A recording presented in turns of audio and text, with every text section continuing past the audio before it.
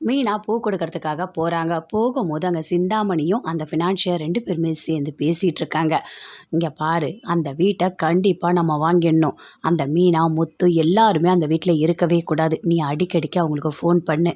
வட்டி கட்டுங்க, வட்டி கட்டுங்கன்னு பணத்தை கேட்டு அப்படியே டார்ச்சர் பண்ணு. நீ பண்ணுற டார்ச்சரில் அவங்க வீடை நம்ம பேருக்கு எழுதி கொடுத்துடணும், புரியுதா?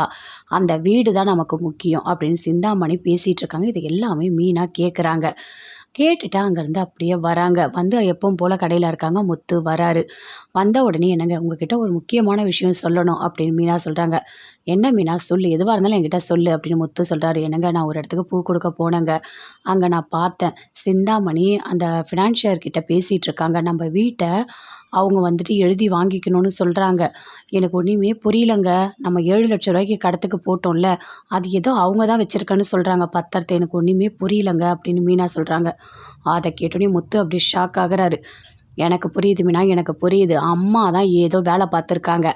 பார்க்கலாம் வா அப்படின்னு சொல்லிட்டு ரவியை கூப்பிட்டு எல்லாத்தையுமே பேசுகிறாங்க. என்னது வீட்டு பத்திரமா அப்படின்னு சொல்லிட்டு ரவி, சுருதி, முத்து, மீனா 4 பேருமே அப்படியே டென்ஷன் ஆகுறாங்க. அப்போது கண்டிப்பாக அம்மா தான் ஏதோ பண்ணியிருக்காங்க. இந்த சிந்தாமணி நம்ம வீட்டை வாங்கணும்னு நினைக்கிறா. இது மட்டும் அம்மாவுக்கு தெரிஞ்சுது, தவடியிலே 2 சிந்தாமணியை கொடுப்பாங்க அப்படின்னு ரவி சொல்கிறாரு. நீ சொல்கிறது கரெக்டு தான். அந்த பொம்பளை அம்மாக்கே தெரியாமல் கேம் விளையாடி இருக்கு அப்படின்னு முத்து சொல்கிறாரு. இப்போ என்ன பண்ணுறது, எப்படி வீட்டை வாங்கிறது அப்படின்னு சொல்லிட்டு ரவி, மீனா எல்லாருமே சேர்ந்து பயங்கரமாக யோசிக்கிறாங்க. நாம் போயிட்டு ஏதாவது ஒரு வகையில் அப்பா கிட்ட இதை நம்ம சொல்லிவிடுவோம். அப்பா தான் அம்மாவுக்கு எல்லாமே மாட்டுவாங்க அப்படின்னு ரவி சொல்கிறாரு.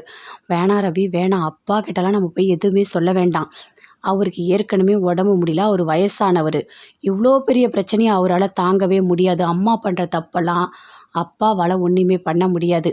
இரு, அந்த சிந்தாமணி கிட்ட தானே இப்போ பத்திரம் இருக்குது, அதை எப்படி வாங்கணும்னு எனக்கு தெரியும், நான் பார்த்துக்கிறேன் அப்படின்னு முத்து சொல்கிறார். நீ ஏதாவது பண்ண போய் ஏதாவது போய் மாட்டிக்க போகிற அப்படின்னு ரவி சொல்கிறாரு. ஆமாங்க, ஏதாவது தப்பாகிட போகுது அப்படின்னு மீனா சொல்கிறாங்க. இங்கே பாரு மீனா, யாருக்குமே தெரியாமல் என்ன பண்ணணுமோ அந்த பத்திரம் நம்ம வீட்டுக்கு கண்டிப்பாக வந்துடும் அப்படின்னு சொல்கிறாரு. சரி, நான் ஏதாவது ஹெல்ப் பண்ணவா அப்படின்னு சொல்லிட்டு ரவி கேட்குறாரு. ரவி, நான் சொல்கிறேன் சரியா, கொஞ்சம் வெயிட் பண்ணு அப்படின்னு முத்து சொல்கிறாரு. எல்லாருமே சேர்ந்து பிளான் போடுறாங்க. எப்படியாவது வீட்டு பத்திரத்தை அந்த சிந்தாமணி கிட்டேருந்து வாங்க